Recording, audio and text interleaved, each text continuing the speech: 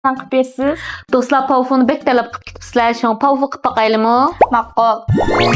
Aman bo'lun, siz aman bo'lun. Pavfuga ketarlik materiallar 250 gram seriq may, 250 gram suv may, 1 kilo sut, tuxumdan 15 tal, 500 gram un.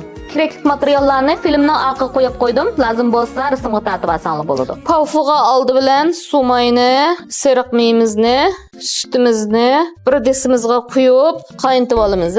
İşte aralashtirib, qaynatib olsak bo'ladi.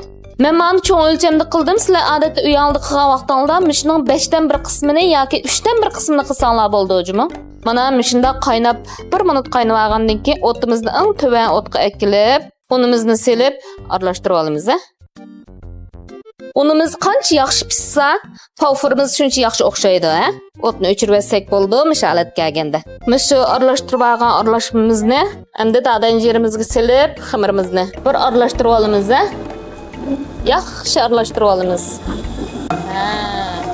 Mishda bir aralashtirib qo'yib, buni bir 5 minut epchorida so'yitimiz. Dadanjini tutsanglar qo'lonli ko'ymigidek holat kelganda andin tuxumimizni qo'yamiz.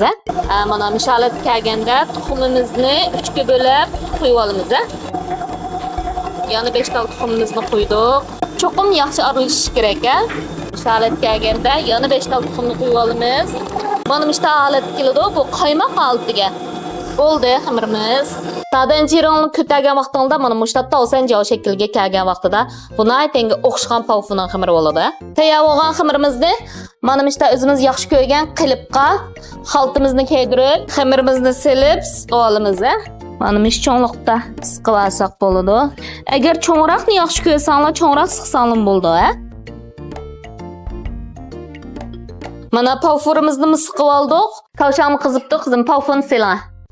Men bizning cho'ng duxovkani 230 da 220 tangsidim 18 minut epchorda pishirdik. Sizlar uyingizda tangsigan vaqtingizda 200 da 200 tangsanglar 20 minut epchorda pishadi o'jimi. Bu pishish jarayonida faqat duxovkaning og'zini ochmaymiz, Ochsaq o'lgan yeri keyinga yenib ketadi. Pavfurimiz pishibdi, ilan qizim.